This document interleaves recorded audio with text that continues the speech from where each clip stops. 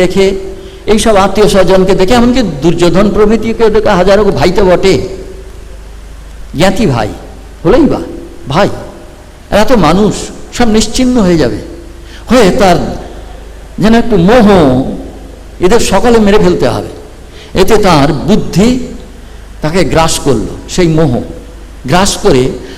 অর্জুন শ্রীকৃষ্ণকে বললেন, আমি যুদ্ধ করব না, ন যোৎসে, আমি যুদ্ধ করব না বলে তিনি তার যে বিখ্যাত ধনুক গান্ডীব ত্যাগ করে রথগ্রস্ত পাওয়াবিশত, রথের উপরে বসে পড়লেন। অর্জুনকে এই অবস্থায় দেখে শ্রীকৃষ্ণ ভাবলেন, আরে তাকে যে প্রথম কথা